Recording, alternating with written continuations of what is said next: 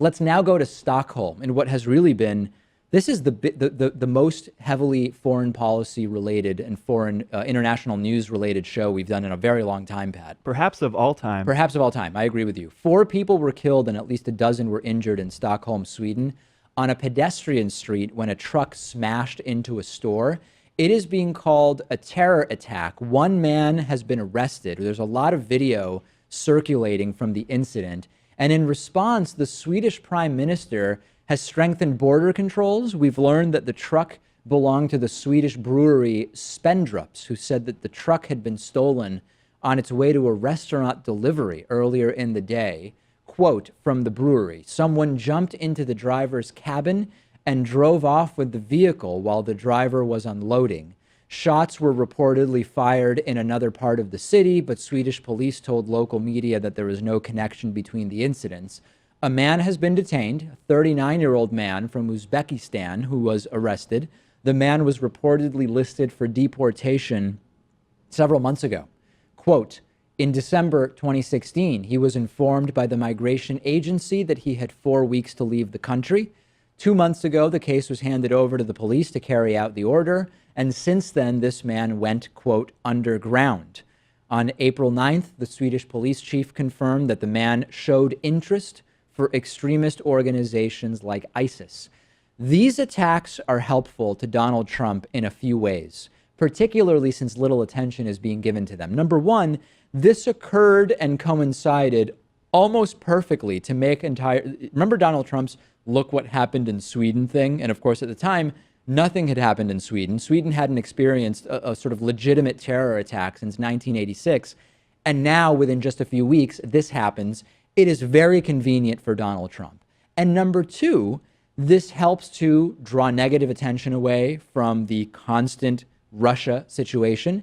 And again, I said it earlier and I'll say it again, the bombings in Egypt, the Syria strikes, what we're seeing in the Korean Peninsula, this attack in Stockholm, to the extent that it's getting corporate media coverage, and it's not getting much because of so much else going on, this all foments, Pat, an environment that is much friendlier to beating the drums of war.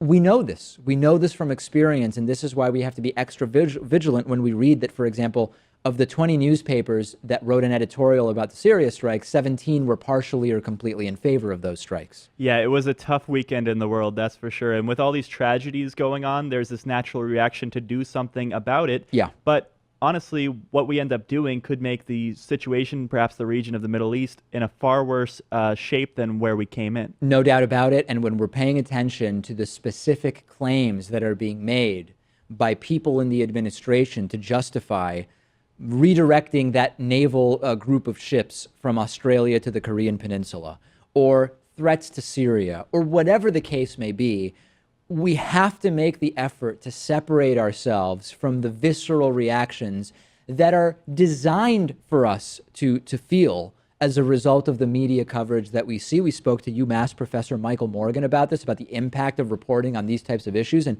it has a predictable impact on making us see the world as less safe, even if statistically the world is safer than it's been in a very, very long time, measured in a number of different ways.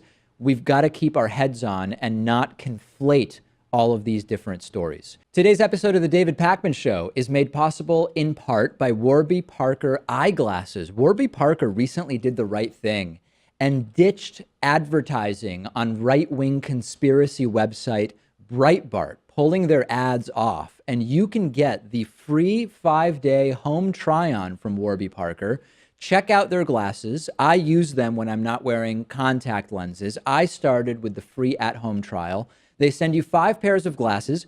You see which ones you like. You send them back, and whichever one you pick, they will put your prescription into. I like this because I can actually show the glasses to other people and not have to just decide on the spot like in an eyeglass store. The eyeglass industry is controlled by very few corporations that keep the prices very, very high, even over $300 for prescription glasses. With Warby Parker, they start at just $95. Mine costs that, including lenses.